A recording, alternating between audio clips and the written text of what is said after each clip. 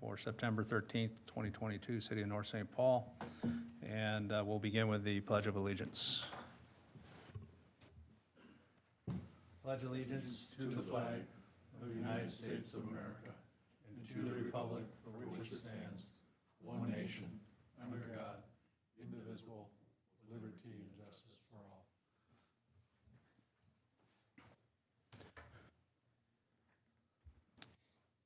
Okay, I'll ask Lisa to do the roll call. Okay. Robert Dew, Here. Kevin Fuller is an excused absent. Don Jensen. Here. Tom Schiske is an excused absence. Archie Vickerman. Here. Terry Furlong. Here. And Tim Cole is another excused absent. And then Brett Gary from the Business Association is not with us. And then we have myself, Lisa Ritchie, staff for the EDA. And recognize Brian Friend. Oh, I'm sorry. Executive Director, City Manager Brian Frandl. And we also have Craig Walden, our consultant.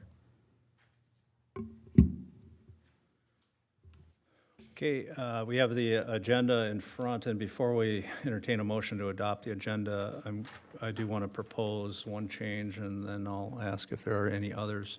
Under item 7, I'd like to add item 7C, which will be review of a subordination agreement to Max Diner lender. Any other proposed changes or modifications to the agenda? If not, I'll entertain a motion to adopt the agenda with that one change. So moved. Moved by Second. Archie Vickerman, seconded by Don Jensen. All those in favor? Aye. Aye. Those opposed? Okay, motion carries. Okay, approval of minutes, August 9th, meeting minutes. Are there any proposed modifications or changes to the minutes? So moved. Mr. Mayor, I haven't asked for a motion yet. I do have a modification. Oh, you do? Okay. I'd like I'm to make. sorry. Okay. Okay. Thank you for your expeditious.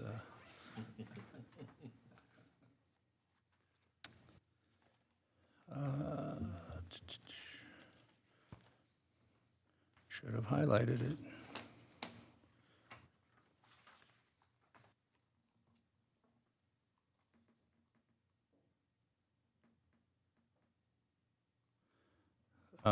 So Lisa, I have one proposed change to the minutes from the last meeting, and it is under, it's under item E, which is the EDA levy, and it is in the last paragraph, and it states, "Dew would recommend not using any of the EDA surplus money to fund any projects for 2023.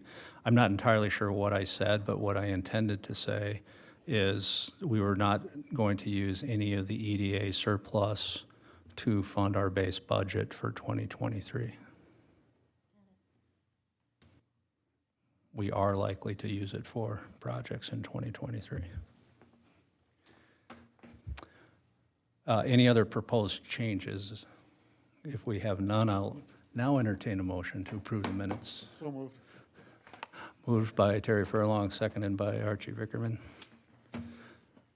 All those in favor? Aye. Those opposed? Hearing none, the motion carries. Okay, we'll move to the next item, item 6, meeting open to the public. We do have from Open Windows Production, Henry Schneider, who's going to give us a presentation and tell us a little bit about the good things he can do to help promote our city. If I could just add something to that before Henry starts. The reason I asked Henry to be part of this is we did a kind of a marketing piece many years ago for the EDA. At that time, we were using it for trying to get, contractors, builders out there to look at our town. Since then, we've done a lot of things that we talked about in the past as part of that marketing piece. And I think now that we have all these developments going on, we can actually see what we talked about years ago, and now we're seeing it, and I thought it might be a good time to maybe do some sort of a marketing piece at this time. So I asked Henry to possibly come and give us a little presentation, and if it's something that, the EDA wants to look at, maybe partner with the city. I don't know what that looks like, but I think timing would be good to show the kind of what we've been doing the last few years and how it's come to fruition. Okay, great. Thanks, Mr. Mayor. Without further ado, Henry, the floor is yours. I appreciate that. And how much time do I have? Call it 5 minutes, but if you get long-winded, I'll cut you off. Okay. And thanks for that, Terry, because honestly, I live in the community. I live in Mcknight, and my aunt, grandma's, whole family kind of lives in the area, so very familiar with North St. Paul. But honestly, I drive past it every single day when I go down to my office in St. Paul. But my 2 employees, Henry and Josh, they both grew up in the community. One went to North High, my wife went to North High, and so, we know the community. And honestly, today driving in here was the first time I'd driven through downtown in a while, and like the vision that you had talked about years ago, like seeing it actually, like for someone who lives here and literally hasn't even come and seen it, that was cool, and it kind of reinvited the idea that I had when I originally thought of doing this, and not even realizing like that you guys were already on your way to achieving what I thought you could do. So what I came here to pitch was just the concept of, a traditional type of city video, live, work, play here, content that inspires both people to move, to appreciate their community, and for future business development. And I'd be more than happy to continue to kind of talk to you guys about that idea. I've got this video that wasn't produced specifically for that, but demonstrates a little bit of our capabilities and an approach we took for a similar type of need. A curveball that just like hit me like a whirlwind out of the side, that is actually probably really happening, is I might be opening up a skate park, not a skate park, but a skate shop that's going to sell skateboards, snowboards, scooters, one wheel, and just equip people who are living that skater lifestyle. And so I had honestly a lot of plans right now that are 3 days old to do a place in Woodbury, because it's kind of at the intersection. It meets a lot of needs over in the side. But I look at North St. Paul and what's going on downtown, and see that actually, at the high school right here, there's a lot of reasons that a skate shop would do really well in North St. Paul too. So the craziness of all these different ideas flashing around is that, I've got this video production company. I was inspired because of a TV show, Undercover Billionaire, where billionaires disguise themselves and go into unknown towns and in 90 days build a business with $100, a cell phone, and a truck, and turn it into a business valued at $1 million. And so I'm not going to start with $100, a truck, and a cell phone, but I'm going to start in some community and build $1 million skateboard shop in the next 90 days. That's my plan, and I'm going to use my video production crew to follow me around and put out this marketing content on a daily basis and build up excitement and energy around it. And I have some plans on hosting a skate competition, and I don't think North St. Paul has a skate park, so I can't necessarily say a skate competition would happen here. Woodbury's got a pretty popular park for the area. But we're going to hold a skate contest, part of our PR, but also to attract skaters to the area, because we want to sponsor and support kind of the local talent. And there's nothing on this side of the cities. I'm a lifelong skater, and I got heavily back into it last year when my doctor said I needed to exercise, and I said I don't exercise, but I skateboard. He's like, that counts. So I was like, all right, every Thursday I'm going to skateboard. Started skateboarding again, and just remembered why it was so important and why it was so amazing, and see a community growing up who wants to be doing that. And so I think that there's a huge amount of opportunity on the east side of the cities to open up a skate shop. So anyway, that's a total divergent from where I was going to start with, like, you guys should do a city. But all of a sudden, while I was driving through here, hit me was like, well, we're doing this documentary. These guys need like a video to promote their city. Like, might be kind of cool if there's like a documentary about how a city is inviting change and new business to like invite new businesses in that want to open up, and maybe there's some overlap to these two ideas. So that's an idea that like is 15 minutes old.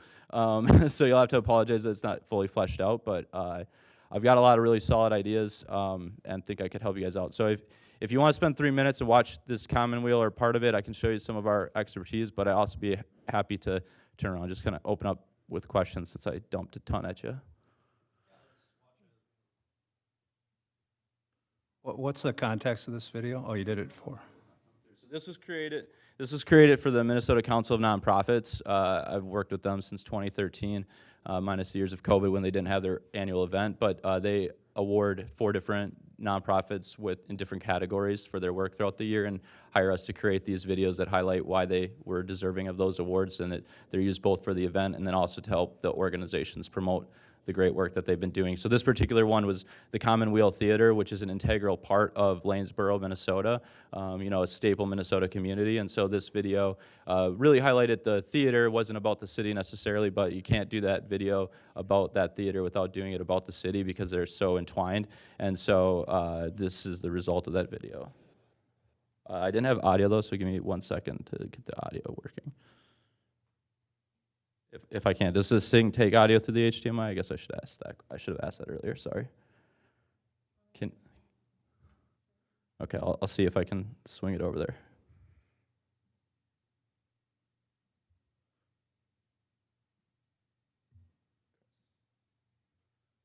Okay, there we go. I got it. I got it. Lanesboro is Can you guys see it? an incredibly special and unique place. Much of the Commonwealth's success stems from the fact that we are in and of our community.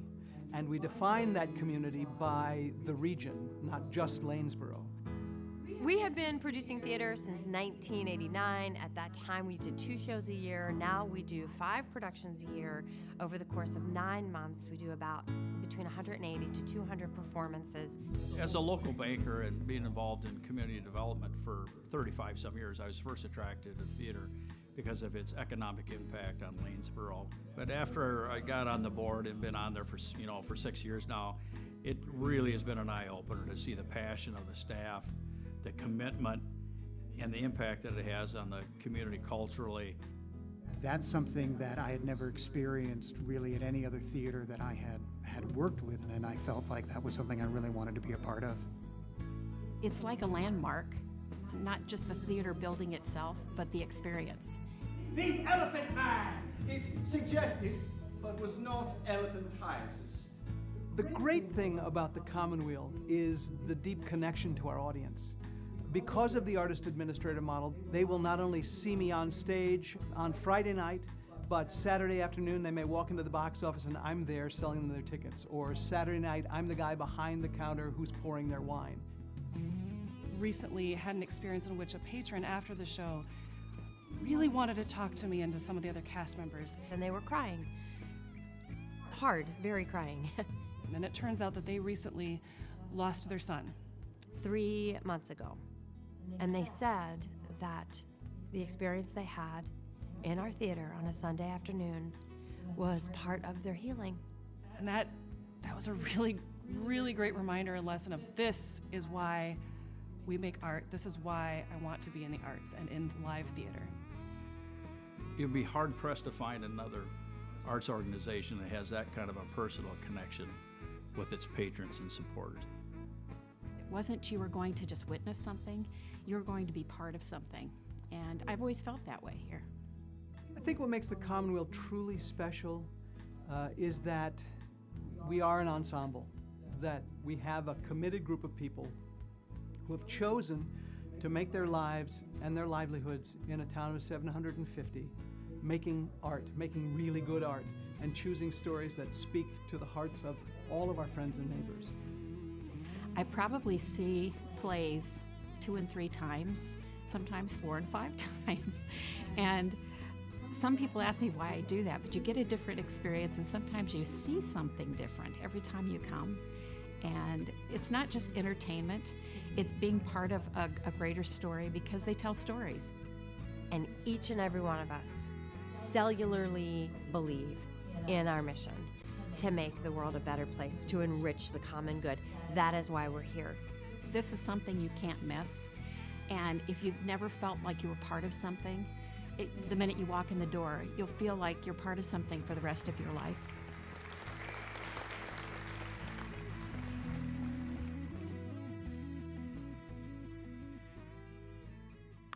That one gets me every time. Was that 3 Spent- minutes? I spent 2 days with those guys doing that video, so yeah, it was pretty fun. Was that a 3-minute video? It's just over. Just over. Yep. Yeah, I mean, I think that, you know, the video we did a number of years ago was helpful. It's sometimes maybe hard to quantify, you know, did the video attract that business or that resident, or, you know, what exactly it did for us. But I think part of our responsibility on the EDA is certainly to, you know, to promote our city and attract and retain businesses. And I think with, you know, a tool like this is something that could be quite effective. So I would suggest, and you know, certainly open it to any other questions, but I would suggest that, you know, we talk about, you know, next steps and probably sit down and talk about what a program looks like. And then obviously we need to know what things cost and go from there. So any other comments on the video component? I think I'd like to move forward and pursue this also from the interest perspective that it's been some time since we've had the last promo, if you will.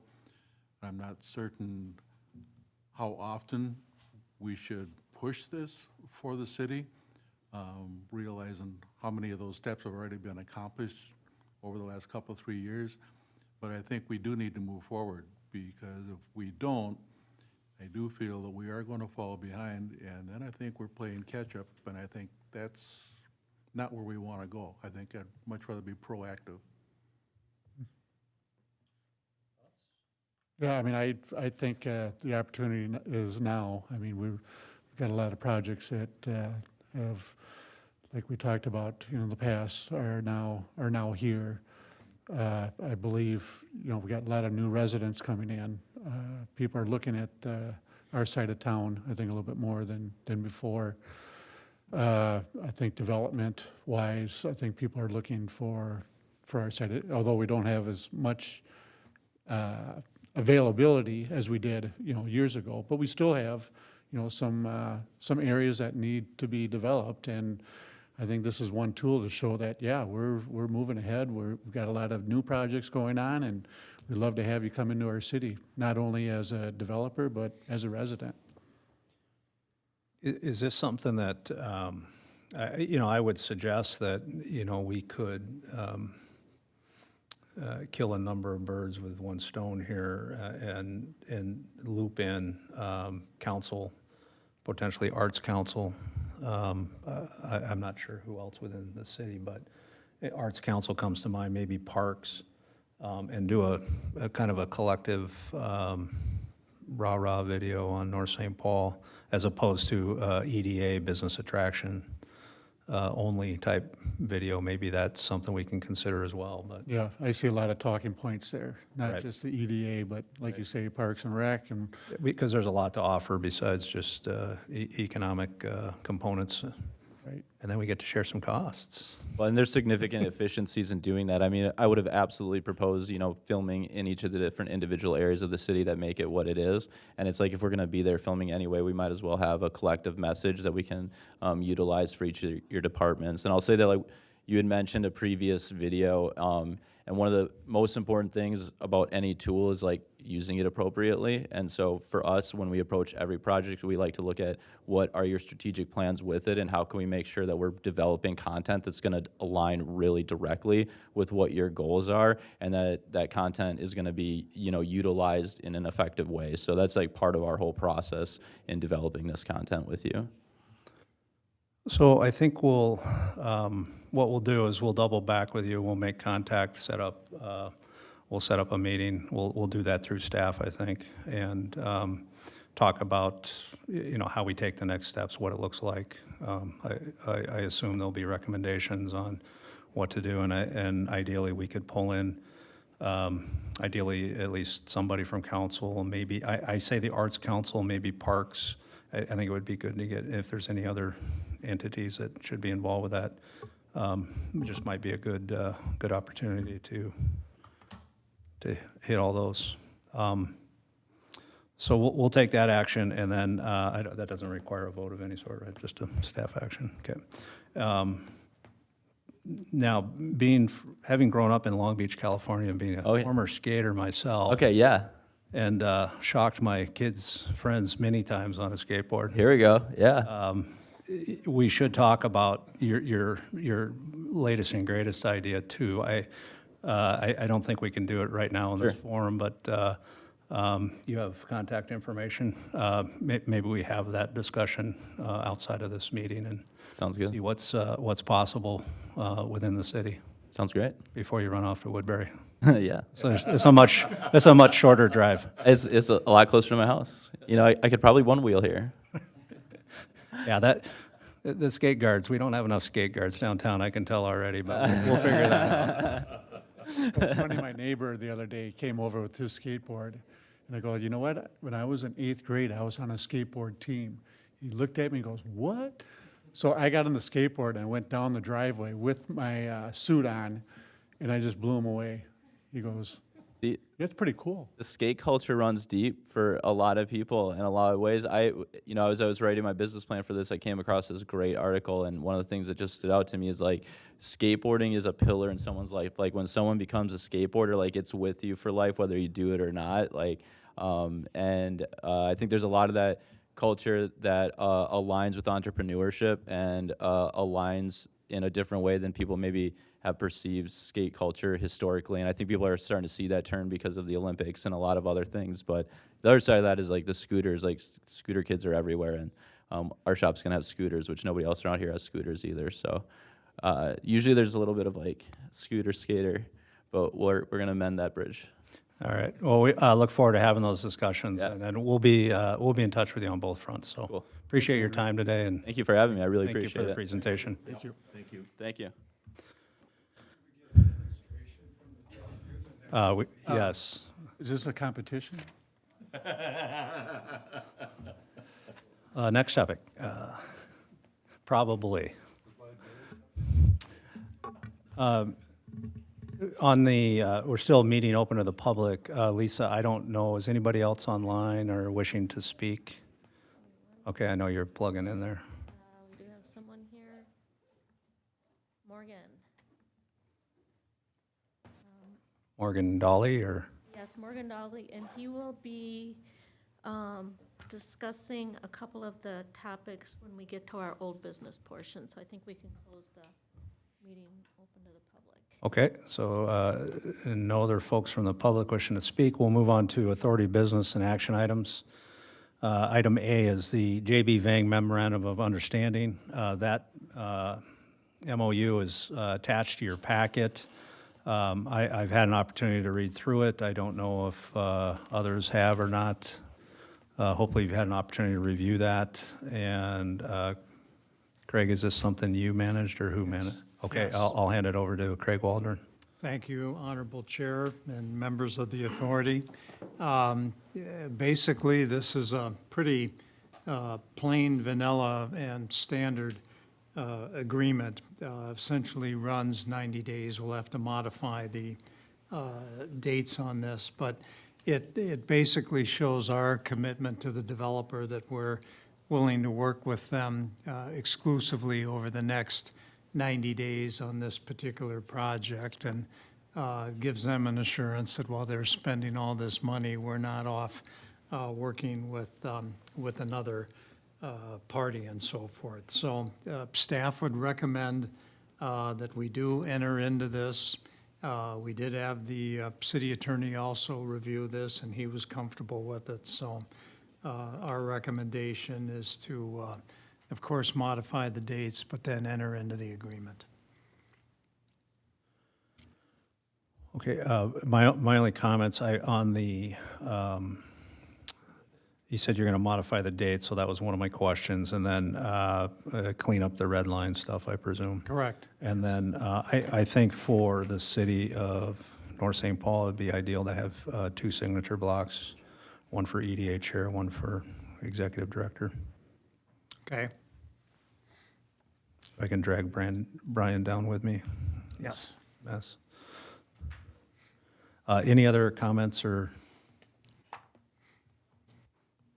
Okay, I think we'll put this to a quick vote. So I'll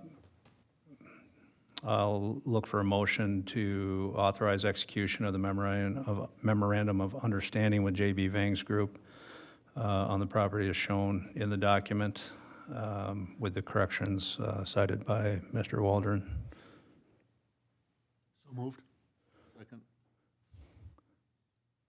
Moved by Mayor Furlong and second by Archie Vickerman. Any other discussion? Okay, all those in favor? Aye. Aye. Those opposed?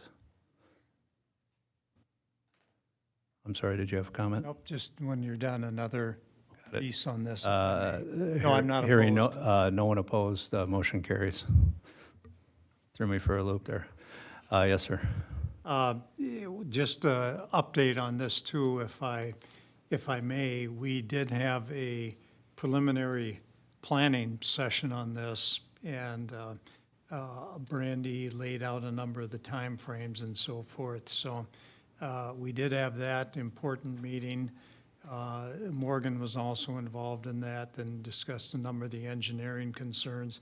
We're looking at a October 18th work session, similar to what we did with the Lilly Building, where we would have the council and then invite the chair of the authority and the chair of the planning commission to that meeting, just to make sure that everybody's comfortable and that, that we do move forward and not spend a lot of money on time if there is a glitch somewhere. If that moves forward all right, we're looking roughly at a December 1st or January 1st planning commission meeting to keep this moving forward. So just a point of information there, Mr. Chair. Okay. Separate and apart from the MOU that we just authorized, has there been any discussion regarding price of land or anything in that regard at this point? Not yet. We did, during the discussion of the basic planning and engineering elements, talk about the fact that that's going to be another point that's going to take some work, both in terms of how the land would be integrated into that. We do have that vacated building there. We're going to commence the analysis on that through one of the engineering groups that determines whether that qualifies as a TIF district and so forth. So that's a whole other important component that's going to take a lot of time and a lot of negotiation. So as they develop pro forma for the project and, whatever's earmarked for sale of the land and TIF, et cetera, it would be at least my desire that we try to route that through the EDA prior to heading to council. Those are going to be council approval items. The EDA doesn't technically own that property. It's owned by the city. But it'd be good if, we were in the loop and can send it forward to council with comment, recommendation, et cetera, so. Excellent. Good. We'll see that happens. And then one other item is I would encourage, I have spoke with the adjacent property owner, and if that Vang's Group has not, I would encourage them to do so sooner rather than later. I think there's going to be interplay there, whether they like it or not, and happy to do an introduction if need be, so. Okay. We'll follow up on that. Thank you. Okay, anything else on that item? Okay, item B, Lilly Building update. I will pass it back to Craig Waldron again. Thank you, Mr. Chair, members of the authority. This continues to move well along the planning component here. We did have planning commission approval of all of the elements, and there's quite a few there in terms of comp plan amendments and so forth. And that all was approved September 1st.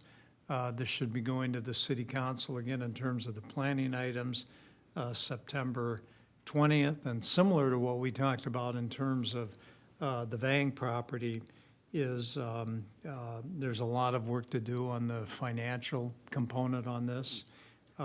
We've seen their pro forma. Baker Tilly, Michaela Hewitt for us has been working through the analysis. And Thursday, we're going to have a major negotiation where we work through and see if we can come up with a reasonable financial approach here. That is it. Okay, any questions on or comments on the Lilly development? Okay, I would only add one thing that I spoke with Craig Waldron about here prior to the meeting. I did get a copy of the Phase 2 environmental report that was completed, and there are apparently down on that corner where the old coffee loft or whatever we're calling it is, apparently there was a gas station there at one point in time. Is there And not a building that was a gas station? There was. so there's I some, think every building was a gas station at I one think time. every building down here was a gas station in 1860, but we haven't figured out what they were fueling at the time. But at any rate, nothing, quite frankly, in my novice opinion, nothing terribly off the wall in terms of contaminants, just kind of more of the same. And there's plenty underneath the Lilly building and everything else. So the particular about that, because that property is owned by a separate entity, we have a multi-party property sale here going on. They've already indicated, at least to me, but I suspect that they'll be looking to achieve some grant opportunity or wrap this into a TIF. Craig Waldron had indicated to me that there's also some environmental kind of set-aside programs that we might take advantage of. But I just wanted the group to be aware of it, that that's out there. And, for those in the room and anybody listening as well, to me, the good piece of all of this, besides the cleanup that'll get done in and around and under the Lilly building, the same thing will happen all the way to the corner. So, whatever not so good stuff that's in the ground, gets cleaned up as part of this effort. And so, looking at the positive side, I think that's a good thing for the city. So, if Is there's there anything found on the Lilly building? a fair amount, yeah. A fair amount? Yep. And is it Nothing. classified as, There's a fair amount of removals that will, have to be handled as environmental waste, if you will. But that's not the appropriate term, but that will need to go to an environmental landfill and be removed from the site. And I think the recommendation under the response action plan that they have, the RAP, will require a vapor barrier with an active extraction system underneath the building because it's housing. But that's not, that may sound scary, but it happens on just about every single redevelopment project in town these days, so. Good. So, anything to add to those comments, Craig? Okay, perfect. Anything else on the Lilly? Good. Anything additional needed out of the EDA, or does our crack consultant have a handle on everything? Okay, perfect. Okay, the added item, item C. At least I don't know if you'll be able to pull that up or not, or I can just talk through it. So I received an email from the primary lender on Max Steiner for that group there. When they went to file a UCC filing on the loan that they have, as a primary lender, their expectation was that they would be first in line, but congratulations to our staff. We were first in line. We got our UCC statement filed first. So they have asked us to subordinate our loan to the primary bank loan. I sent that off to Soren Maddock, the city attorney. He concurs that is correct in the intent. So they've provided us a subordination agreement to sign, which would essentially put us second in line behind his primary banknote on the restaurant. So if there's any discussion about that, we can have it. Otherwise, I would look for a motion to authorize execution of the subordination agreement to, what is that, Bank something or other? Bank First, or I can't remember the lender.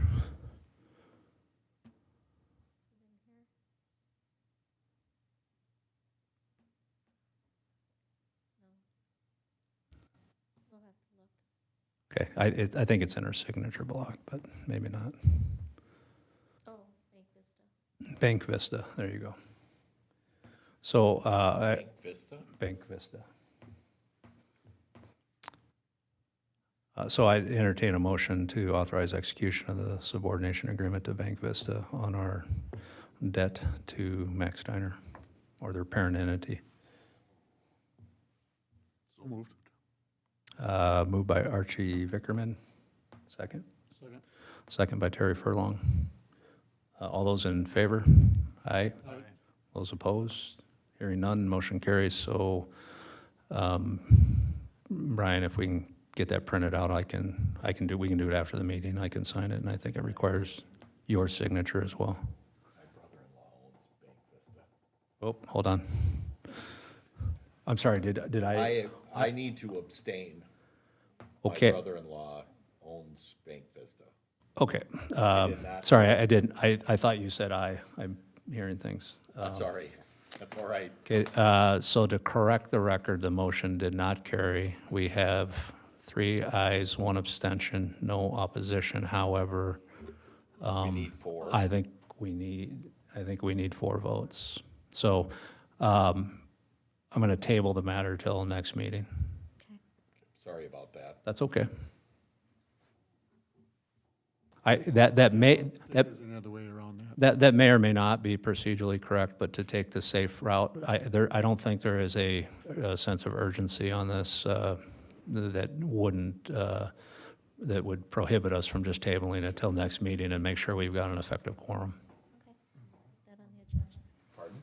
Or we can stop the meeting and seek legal advice, but I'd prefer not to do that, so. Okay, so that item's been added to the agenda and now tabled. Perfect. Okay, old business. Before we just right down the list, I know Craig Waldron has to depart here in fairly short order. Is there anything on that list that you are party to or would like to speak to so we don't get hung up on your departure? Is there anything else for the group as a whole that? Okay, perfect. We'll go right down the list and Craig. Just a quick question, being as that Morgan's on the line, do you want him to address the things that he's going to talk to first, which would be item E and F?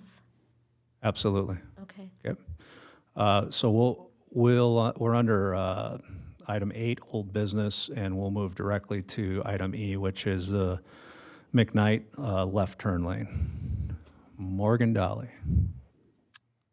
Well, good afternoon, Honorable Chair and members of the authority.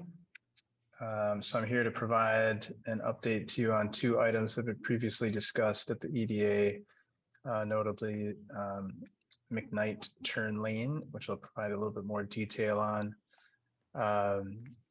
and also that property in between Sidewinders and the tattoo parlor. So starting with Mcknight, and I don't know, it says I can't share my screen.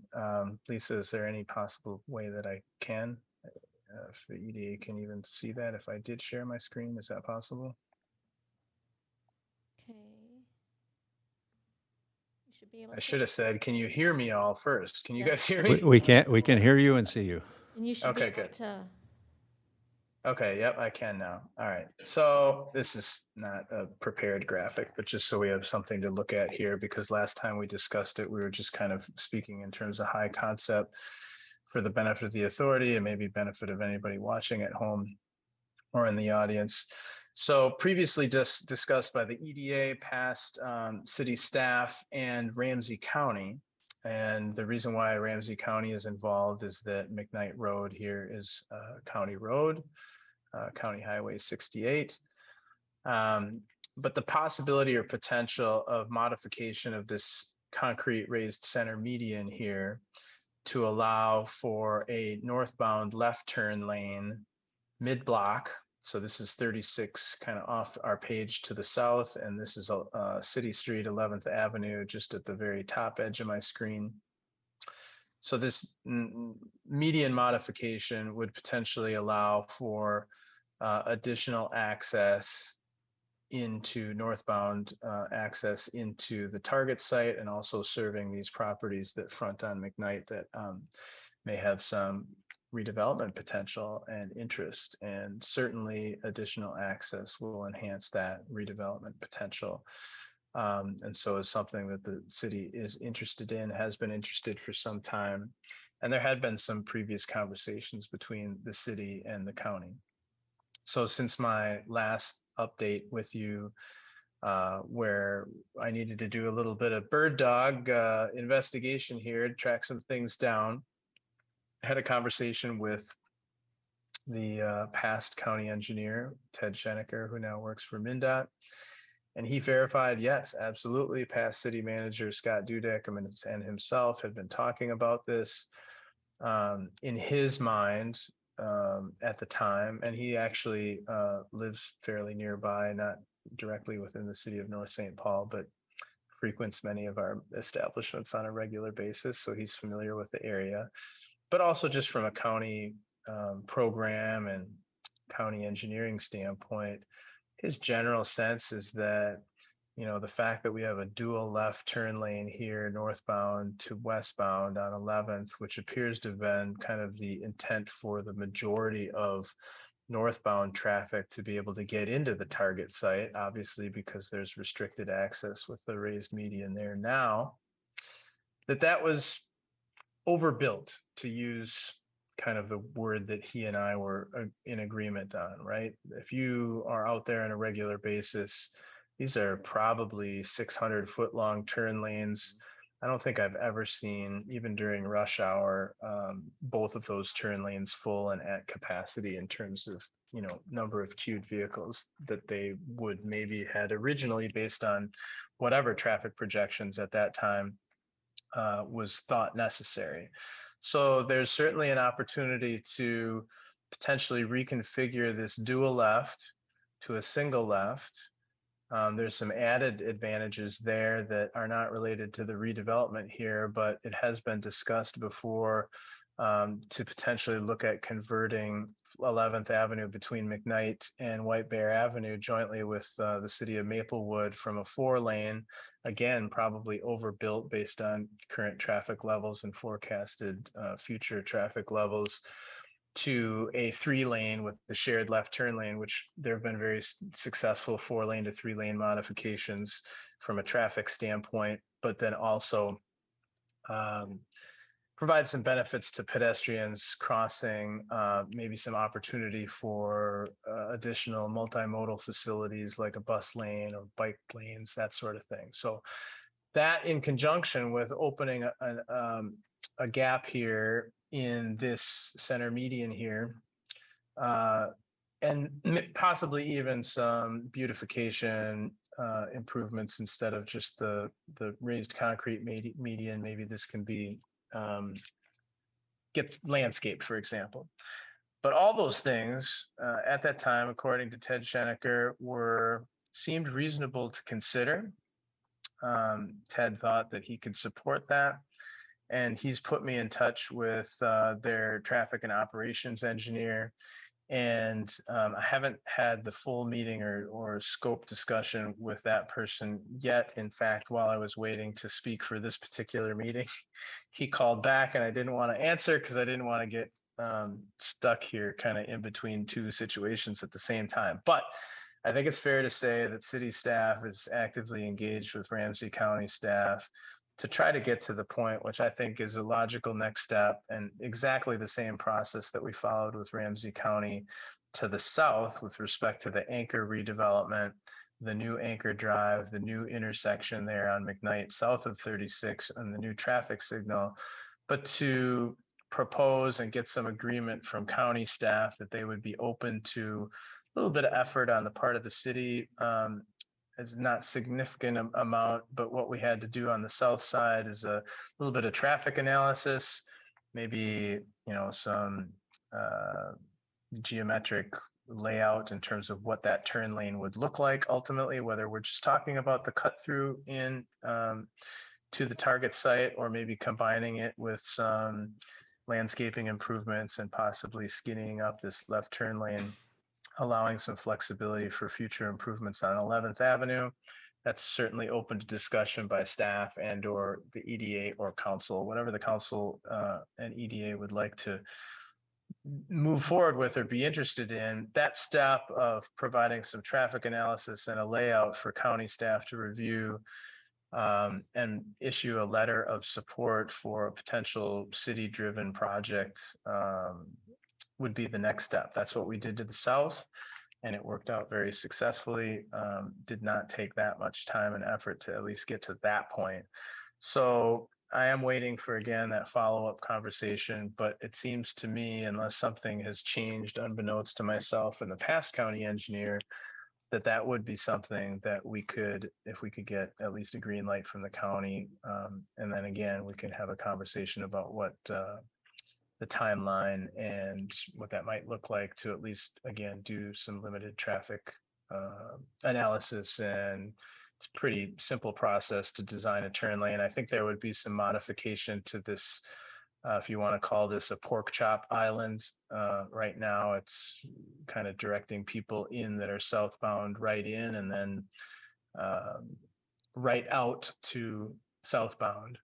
But not a lot of work and not significantly expensive. I guess I would just cost this, if you don't include the irrigation or landscaping and don't do anything with this dual left turn lane, I mean, we're probably talking about $150,000, give or take.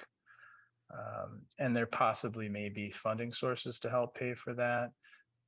There is a Ramsey County grant right now that I'm looking at with Brandy that might lend itself to either pay for the cost of the left turn lane, or maybe just at least the engineering and planning portion of it. So again, those are kind of the things I'm thinking about and working on right now. I'm happy to stand for any questions related to this particular topic at this time. So is the gut reaction on that other than the minor modifications to the existing entry off McKnight into the target lot, that it would not necessarily require a realignment? Is that I know you got to do the actual work, but is that the first blush? Realignment of like the main traffic lanes, is that what you're saying? The main, that entry that goes west off of McKnight into the target lot, that would not have to be realigned other than maybe some minor modifications? Like median work, that center pork chop, for example, that would need to be put to pavement, and maybe a different version of that pork chop, certainly an opening in the existing median. Okay. Those are all things that would need to be fleshed out from a road design standpoint if we got to the point of trying to draft up a layout, which we certainly would review with the EDA and council before or around the same time we'd be bouncing it off the county.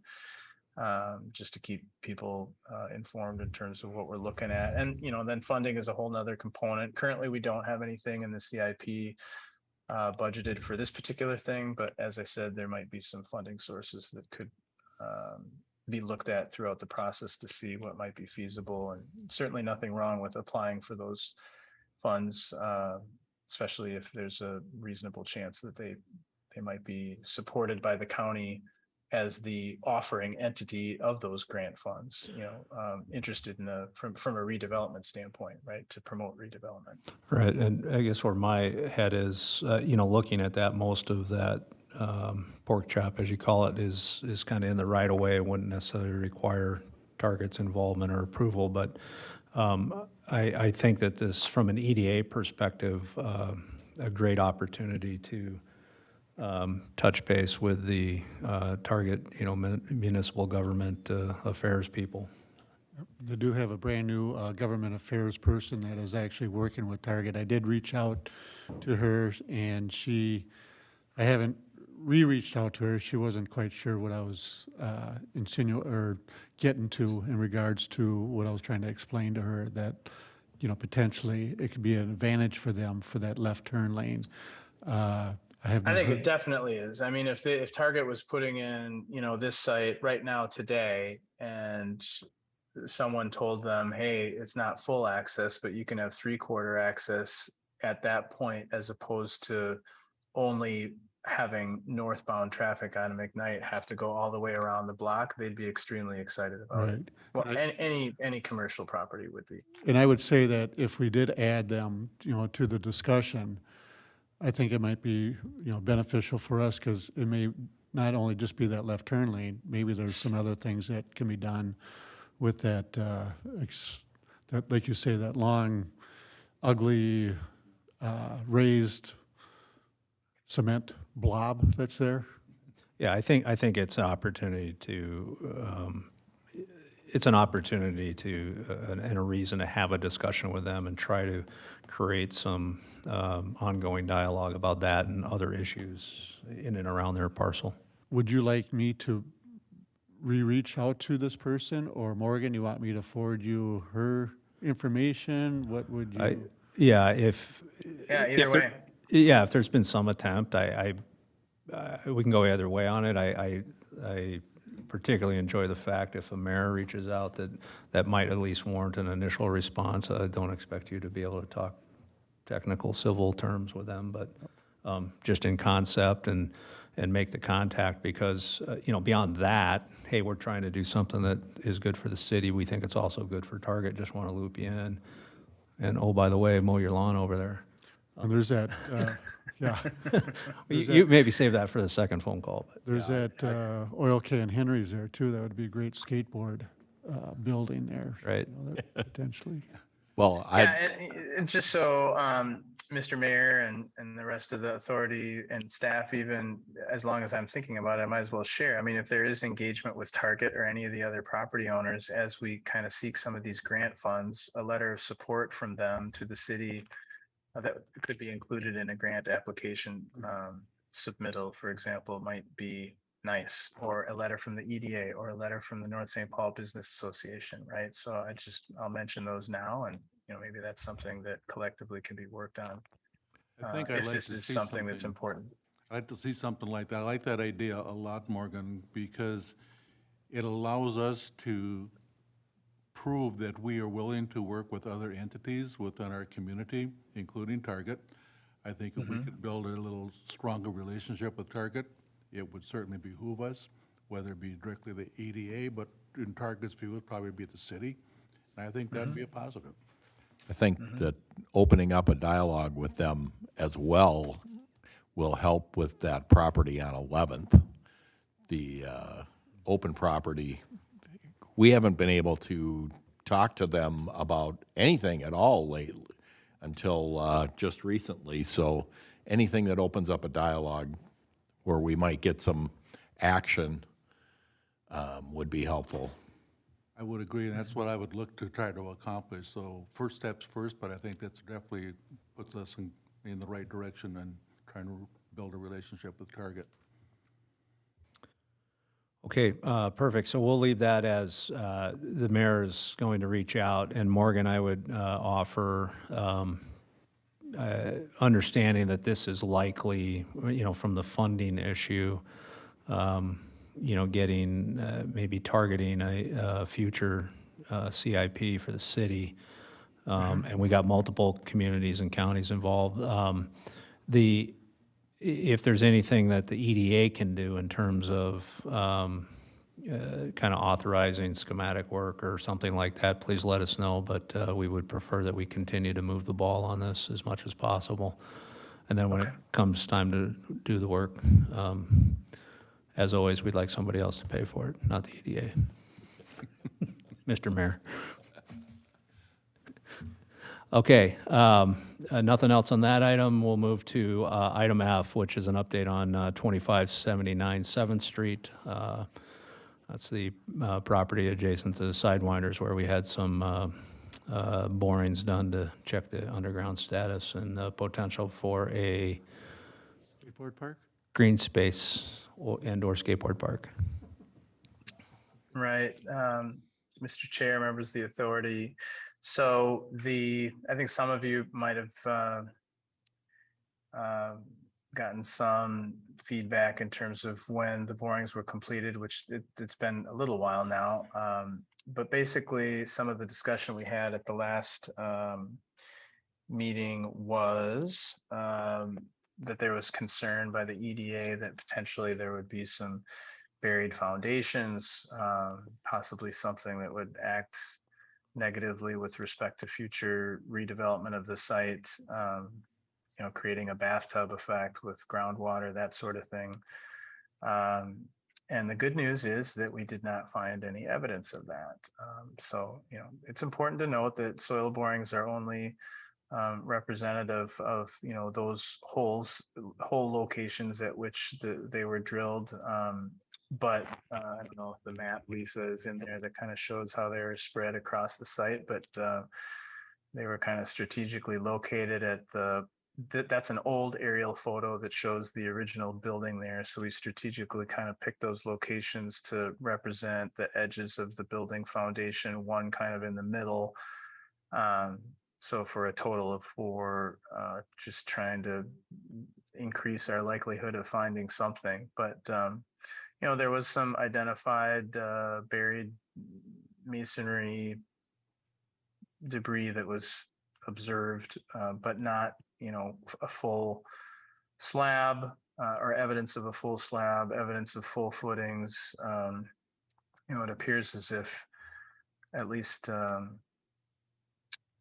significant portion of the original foundation was removed. There may be some leftover pieces that are buried there. One thing that they did note, and I don't know if we can find it, I'm going off of memory, that one of the borings on the sides that did identify that a fairly large amount of fill was, so not native soils, but fill. And by a large amount, I just mean it, kind of went down a fair depth compared to what might have been expected for a slab on grade or even a building with a basement. I'm guessing it was about 13, 15 feet.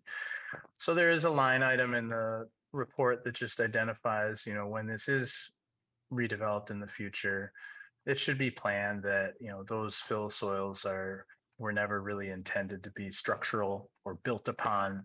And so there'll likely need to be some correction to remove those and bring in some, granular materials or compactable fill to make up for the fact that what was used to fill in and level the site so far was, again, not intended to support a structure or any sort of bearing load.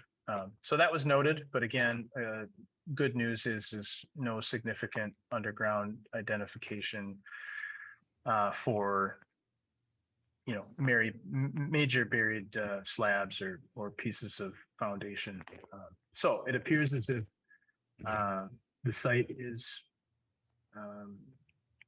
in good shape for moving forward with the kind of concept of a parklet, I think is the term that was used previously. There is, just as a reminder to the authority, kind of a concept sketch plan that includes a small parking area, asphalt pavement adjacent to Sepulveda Boulevard, a short concrete walkway connection from that rear parking area forward through to the sidewalk on 7th Avenue, a lawn area, that would be probably sodded is what we've talked about, and potentially irrigated to keep it looking nice. So some green space there in the front section that would be adjacent to 7th Avenue as well. And that area could be, flexibly purposed, I guess, in terms of passive space on the lawn area, a little bit of parking, maybe for special events or food trucks, that sort of thing. As a reminder to the authority, the general estimates in terms of overall what the cost might be to kind of fully realize that concept was about $75,000. However, some portions of the work were identified as things that Public Works could take care of. Some removals, some dirt work, I think irrigation, installing the sod, some things. So basically the potential outlay or anticipated outlay in terms of hiring a contractor to do the paving, for example, maybe the concrete work, those are the two major items. And I don't have the itemized list in front of me, but we're expecting about a $45,000 outlay to outside forces, and then some of that in-kind work being made by Public Works to kind of, again, fully realize that parklet concept. At this time, I'll stand for direction, certainly from the EDA. I don't think that it's really been formalized that we are moving forward. So I certainly would take that direction if it's appropriate to come from the EDA. Again, what that would look like, I don't think we need major plan preparations or, a lot of engineering. I think it's just simply collecting some quotes from a couple contractors, making sure that Public Works is set up to do the portion of the work on their end. Maybe there's a little bit of just drawing things up and measuring it for quantities to make sure that things can be adequately and accurately quoted by contractors, but nothing significant. But I think that staff, consultant staff and city staff are kind of ready to go to get that pulled together through the winter and get it ready to be out on the street and constructed next year, and hopefully put in a time frame where it can be appreciated by the public next summer. So with that, I'll stand for any questions. So a couple items. One, I would ask, presumably WSB will maintain a copy of this report, but I would ask staff that we try to appropriately archive this report in the event that 10 years from now, somebody wants to build something there, or even 2 years from now. We have access to these borings, so the idea, again, just as a reminder, was to check that there's no bathtub type effect should we want to construct something there on a temporary basis, but also that if we did spend any money for paving and parking and grass, et cetera, in that area, that we didn't have to go in there and put a drill rig on top of it and destroy in-place work every time somebody thought they might want to build something there. So to do it a little advanced work, and we could kind of say, hey, here's what's there. So that'd be the first item. Second item, Morgan, to your point, we did agree on what I would call a very initial concept document that found its way into the approved redevelopment master plan for this area. How much more, you said it was, what I heard you say was it would be fairly thin, but ballpark, how much more engineering effort would be required to get it defined to a point where we can, present it to both EDA and council and make recommendation on getting this thing done? I think the graphic and the concept that we have right now is perfectly suitable for council, or did you mention planning commission? I mean, if it needs to be put in a packet or discussed If I on an didn't, agenda. I meant to. Planning. Yeah. Don't want to leave. So I think that it would be ready to go with what we have right now. No point in doing anything more fancy. I wish I had it. I'm so sorry. I don't No, have it that's to put up okay. on the screen, but you may have seen it before. It's just a simple graphic that, and I think we had prepared a few alternatives, and there is a preferred kind of end one. So that would be the one that would be shared at this point. Why don't we proceed like this, unless others have comment on it?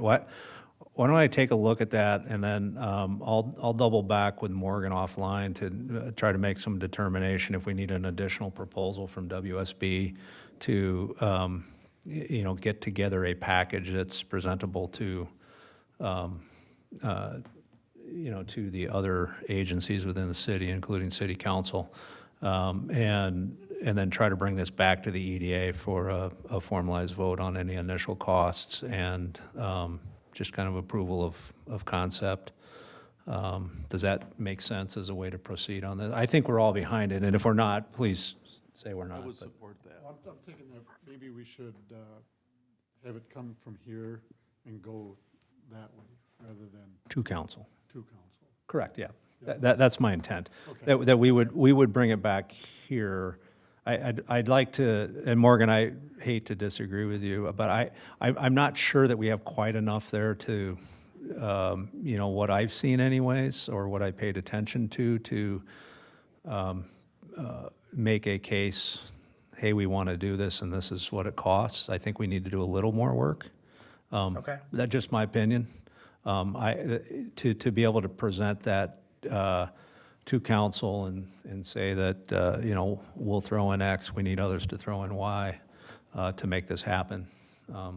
And so if I can work directly with you on getting, understanding what it takes to get there before our next EDA meeting and then get approval and concession from the balance of the EDA at our October meeting, Sure. if that works. Okay.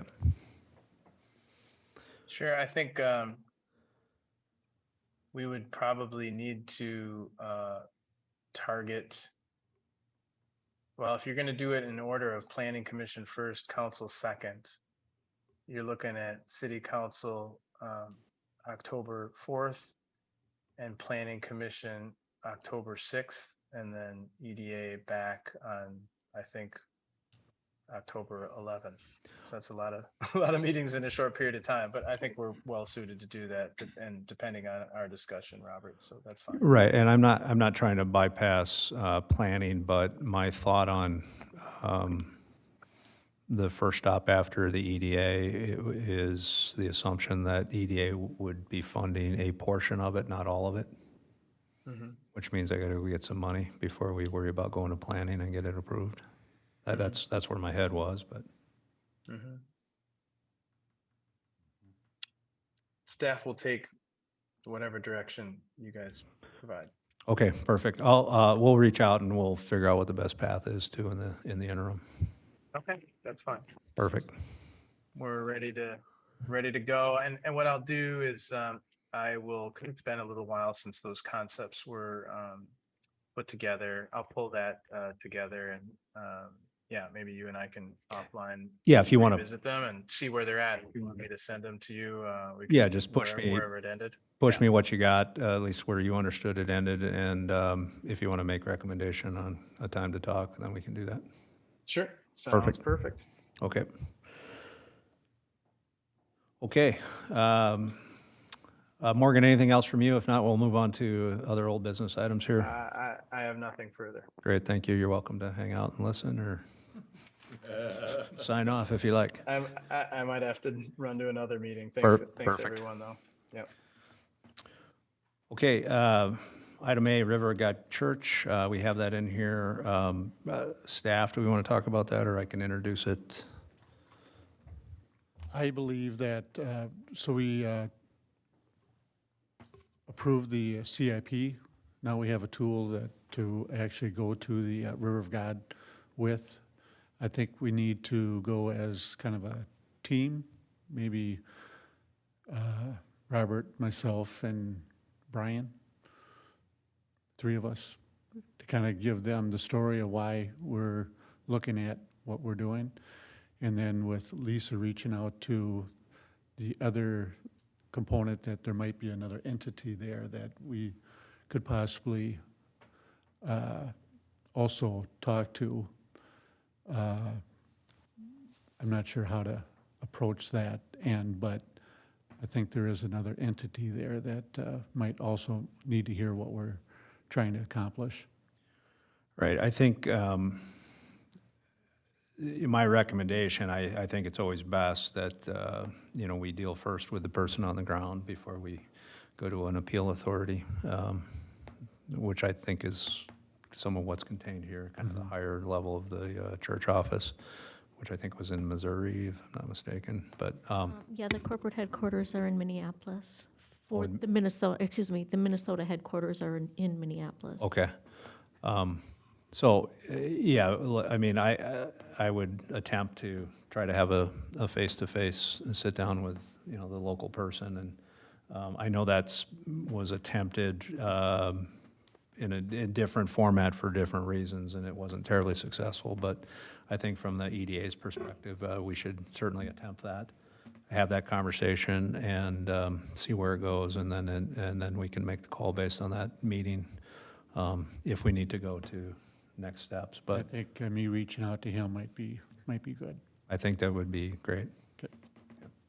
Okay, so the mayor will reach out and try to set that meeting up, and we'll go down and have a conversation and talk about kind of the redevelopment master plan and why we're standing on their doorstep and figure out what's next. You want a hard copy of the redevelopment master plan to take with? Might be useful. I think so. Yeah, I think it might be useful, for sure. Okay, anything else on that item? I think B, C, and G are almost together, aren't they?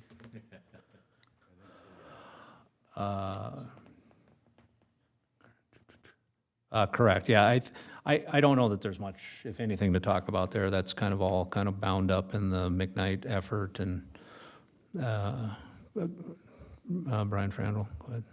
One quick update. I did speak with the police chief on citation that was given to that site, the old ground round site. I guess the person was out of the country for a few months, but they were back. They actually contacted us back, asking what they needed to do to come into compliance. Jason was going to follow up with Brent and find out what all was talked about in that conversation, but he did inquire about a contractor that could be used for that kind of cleanup, and they explained about what needed to be done, remove the concrete, get the... We're talking about the ground round site. Correct, yep. The owner reached out. Yes, they were given a citation and they did reach out. It sounded like they might be possibly getting that ready for sale. So, Okay, yeah, so two fronts on the ground round. One was completing essentially the site demolition that never got completed and getting the unsafe items out of there, which is what we're talking about right now, correct? yes. Right, and then a follow-on would be at some point if we're able to have discussions with them about redevelopment over there and wrapping them into, the turn lane adjustments and other things going on in and around the target outlots. Certainly give value to that land, yes. Yep. Okay. But most importantly, let's get the unsafe light standards and that kind of business out of there. Perfect. Okay. And then the target, I think that kind of ties in with our earlier conversation we'll talk to. It's not an urgent matter. It's not necessarily anything unsafe, maybe just unsightly, but we'll build that into our discussion with their municipal government rep and tell them we're doing something great for them by giving them another turn lane, and please mow your lawn. Perfect. And then same with Oil Can Henry's. I know there was some information. I think we have ownership information in the packet here. Is there anything further that we want to discuss on that since we're on that stretch of land there? Just that it was recently purchased, so I don't know that Okay. probably looking for some, yeah. Yeah, I think we'll keep good information. We'll keep that here and decide if at some point, right now as a standalone lot, I don't see any discussion for the EDA to have at this point. But at some point, if there's a desire or need to consolidate properties or do something over there, then at least we've got the information and know who to reach out with. And I assume we've heard nothing within the city about any adjusted or permitted reuse of that facility at this point? Because the facility is not operating to the best of my knowledge. Correct. Right, okay. No, we have not heard of anything. Right. So just to confirm, you want to keep it on the agenda? I think we'd keep it under old business, and the fact that we have all of the kind of owner contact information in the packet is good, so that if we need to go back and take a look at it, we can. Maybe a note, Lisa, on the old business agenda, maybe just add in September 13th, 2022, kind of on the side, so we know where that packet is if we need to go back and look for it. Got it. And we don't have to include it every week, or every month, excuse me. That's a good point, and I can do that with pretty much everything on here for the last time it was updated. Right, and then that way we don't have to put it in the packet every time, so. Okay. Should I take the Mcknight building off? We didn't talk about that. I was just getting to that. Okay, I'm sorry, we were skipping around geographically, apparently, so. It's okay. So the Mcknight building, I assume everybody saw that in the packet. Any thoughts or comments? I know, I talked to Tim Cole, and he's saying, let's maybe go out and make another offer from the EDA. What that number is, I don't know. I know he's pretty high on that number, and I believe the number in the packet here was $299, is that right, is the asking price? And we originally had attempted to purchase that out of foreclosure at 118.9. 118.9, okay.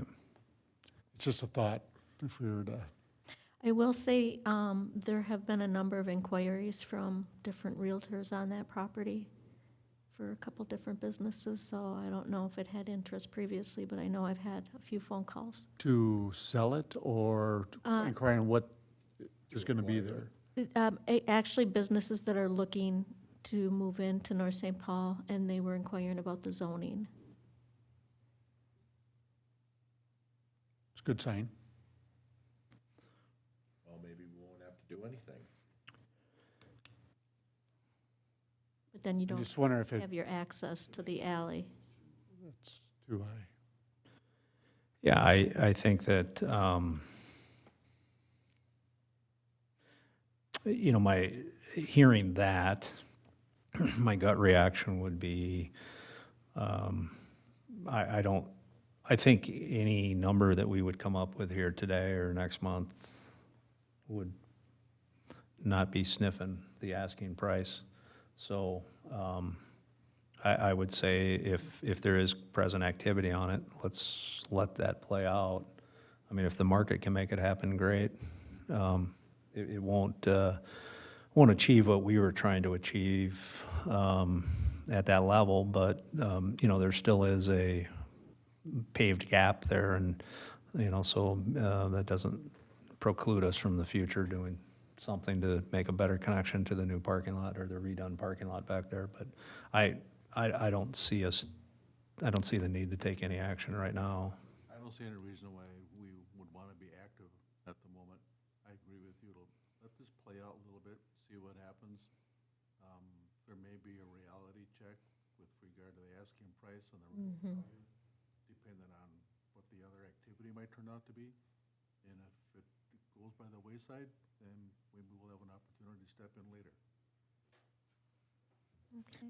All right, yeah, I guess the only, and Don, maybe you can comment on this, because I know you've involved in stuff like this in the past, but the only other thing that would be possible is to notify the seller that if you're unable to, sell the property and have no plan for it, we'd be interested in having a conversation, but right now we're in two different universes. Yeah. I mean, they know that we had some interest in it, obviously, because they bought it out of bankruptcy from us, or not bankruptcy, out of foreclosure. They redeemed it out of foreclosure, so. So, I mean, we're not showing our hand that we have interest. That hand's already been shown, I think. Does that make some sense? Yep. Okay. What would be the best way to do that, Brian? Do we have an engaged real estate firm? I know we've used Crossroads for stuff like this in the past. Is it better to be done through a real estate party, a real estate representative, as opposed to city staff? Okay. Well, we're just talking a letter, aren't we? Would need more than that? I mean, if we're just looking at, you know, the city is interested in purchasing the property, or, I would actually prefer just be a phone call as opposed to a letter. I can take care of that. Hey, if this yeah, doesn't, we if have this to doesn't go. involve a real estate right now Right, agent if or this, anything. yeah, I'd rather, I don't think we need to go on record with a, you know, hey, if this doesn't work out as you planned and want to have a discussion, we would have some interest, but just, we're not, Based on our plan for what we want to use it for, we can't pay that. yeah, we can't pay commercial property price for that. Right. So, yeah, who knows how the message would be received, but if we could notify the current owner, that, I think that would be a worthwhile 2 minutes on the phone. Brian can be, I'm the new manager. I'm the new guy in town. I think it'd be a good, we just stop by, say hello. Yeah, it'd be good to know what's going on the site too, either way. Right, Yeah, I agree. perfect. Okay, so city manager will give them a buzz. Sorry, I gotta keep scrolling up and down my packet here to get back to the agenda.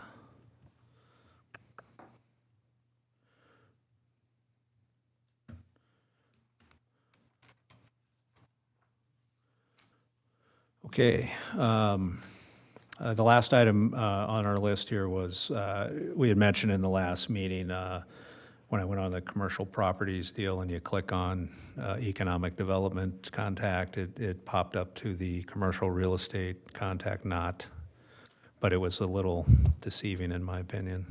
It was, I had asked Lisa to reach out to them. Did you? Yes, I didn't hear back from the company that we are in partnership with. It's not a service that we're being charged for. Carrie said that it was an existing page and she has never done anything. Her recommendation is to remove that page because we have no control over it. We don't know if it's accurate. Maybe when we get a community development director, if in fact that person's responsibility will take on some of that, maybe we could just have them being the contact person and put that on our website. And we can follow up too as well. It didn't, I don't believe it said City of North St. Paul EDA, it just said Economic Development. So it didn't reference the city to my knowledge with that. Correct. I think you're right. Yeah, this company does service economic development across the U.S. Yeah, I would be inclined to follow Carrie's recommendation and just pull that down, and we'll find our own path on that. Okay. I think the verbiage, the way it appears, basically insinuates the North St. Paul EDA without naming it. If you were looking at that, you might reach that conclusion, obviously, and I'd rather, just remove it and be done with it. I'd rather, fund $1,000 to have somebody create our own page section and put up the 6 or 7 properties we're aware of with an affirmative call to the city as opposed to a third party that might steer them to Oakdale or Tuscaloosa. Exactly. Right. Sure. Perfect. So can I ask? Oh, I don't think that requires a motion, but we'd ask staff to Sure. have that page pulled down and we'll figure out how to redo it. I have had some inquiries on if we have any available properties. I know, Brian, you're buried with emails, so are you the correct person for me to send that to, or should I send it to someone else in the meantime? Yeah, I'm not sure. I mean, happy to field some of that. I think that what I would say is we do have the benefit of a recently completed and approved redevelopment master plan, which identifies city-owned properties. Okay. So if it's a generic question, do you have any properties? There's a fairly comprehensive map in there that IDs who owns what. Okay. Is a good starting point. Aside from the BP property, is there anything else that we would not want to sell? Because that's actually what they inquired about initially, was that property, and I said that it wasn't for sale. So then they asked if there were any other properties. Everything's for sale, Lisa. Okay. Except Good to know. That's all I need to know. except the BP property. But that could be for sale too for the right price. Oh, We'll sell it to MnDOT okay. for $10 million. There you go. No. And I think that's part of our what we're trying to communicate out there too, let's be up to date on a lot of this stuff. It may not be 100%, but at least let's try to get there as close as we can to, what is available right now for sale. And maybe that's our communications person or, Right. someone that at least will look at it and update it the best they can. Yeah, I don't. With a disclaimer on the bottom, this may not be 100%. Accurate. I think that, and I don't know if Carrie could make recommendation in this, but if we're gonna ask her to pull down that site, if she can make recommendation on whether we can put something up, at least on a temporary basis, or it could be a permanent basis, if we can do that internally, or if not, maybe bring that back to the next EDA meeting, and if we can get a proposal from somebody that does web stuff to say, hey, we've got, we own 6, 7, 8 properties, whatever, we'd like to have them listed on our website and direct them to the city. That cannot be that expensive. That's what Carrie does. Oh, okay, so, perfect. Yep. So if we could direct staff to do that, that would be great. There you go. Right. And I think that in terms of, this BP property too, I'll let the group comment, but, if we felt the need to show it as a city-owned property and say it's not for sale, that's fine too, or we could just leave it off, one or the other. Did that show up was that on the site, the BP property? You said you got an inquiry about it? To be honest, I don't know. I didn't really look at the site. Oh, okay. I've actually had a few inquiries on that over the last year. So it's advertised out there somewhere that it's city-owned property. Okay. I think people are just kicking the tires. Yeah. over It could be, it. just kicking the tires, right? Yeah. And that's why I would advocate to say it is a city-owned property. You might as well show it and just say it's not for sale. Okay. And, however we wanted to word that, being held for future municipal use or whatever, which is essentially why we're holding it, right? So would you concur that I can have Carrie refer to the redevelopment master plan, anything that's on there that's city-owned, potentially could be for sale, aside from the BP? Yeah, I think that's a good starting point, because we're only talking about city-owned properties, not all properties within North St. Paul. Correct. Right. And I think throwing it back out to maybe you, just to take a quick look at it. Yep, yeah, we're happy to, Okay. I can take a quick look at it and review it. Because I think that, the other thing that we could do is if there are other listed properties that are privately owned, there's no issue having those properties on there too with an appropriate link to their broker. If they're prominent properties and we're aware of them. Sure. I don't know that we would have that information at our fingertips. No, we can get that. We're talking about 2 or 3 properties, Okay. maybe. Okay. For example, if the ground round goes up for sale. it Oh, would- I see. Yep. It's not currently, but if it were, that would be an ideal property to have, Got it. Yep. On 13th.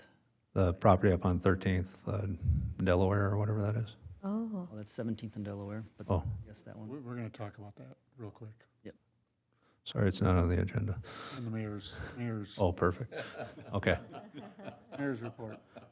Okay, so we'll move on from that. We got the right guidance on what to do. yes. Okay, perfect.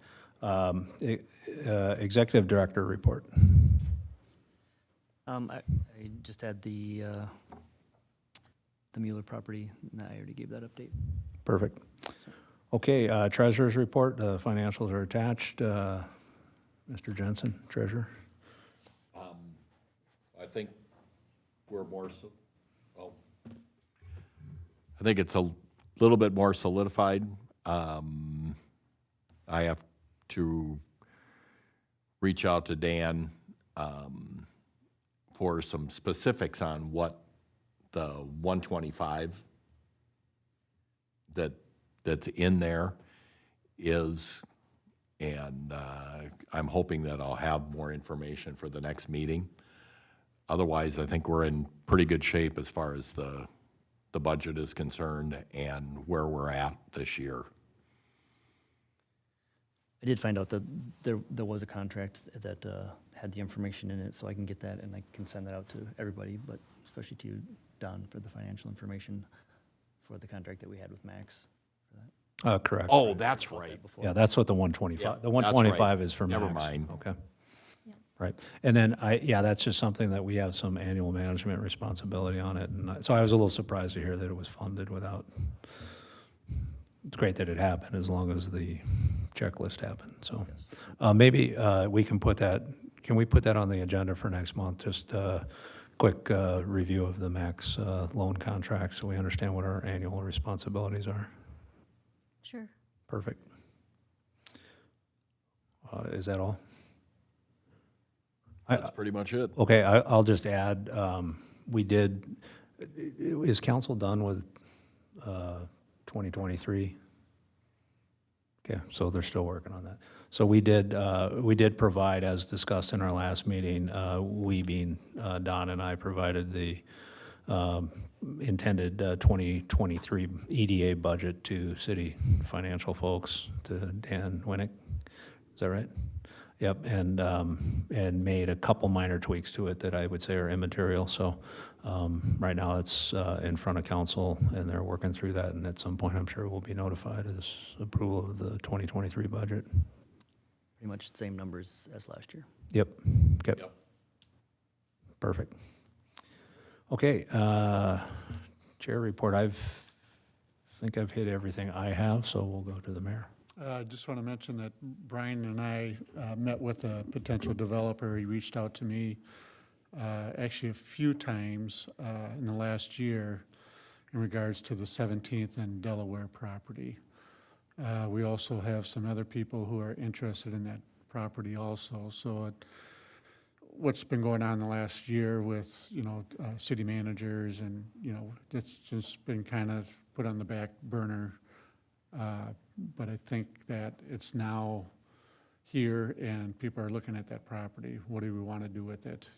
We've had a couple of proposals in the past in regards to twin homes, single family level, different plans for that area. Is it something that we as an EDA, potentially RFP, put out a request for proposal, get some different types of development ideas coming from parties that are out there who are interested in maybe developing that property, and then kind of do what we did with the Lilly property. I guess that's a question for the EDA. Do we look at that, or is that something that goes just through the city, to the planning commission? I don't know. The city owns the property. That's one of the properties that we do own. So we do have the potential to do what we want with that property. Yeah, and I don't think that was addressed in our redevelopment master plan at all, was it? It was not, and I was going to add that, historically, the EDA has been, I'll say, hyper-focused on the downtown district for good reasons. Correct me if I'm wrong, but the city council also doubles as the HRA currently. In terms of a project like that, to me, I think that's clearly destined to be housing of some sort. I think it really is an HRA issue as opposed to an EDA issue. Yep. We being the EDA, we've commissioned the housing study, which I think, certainly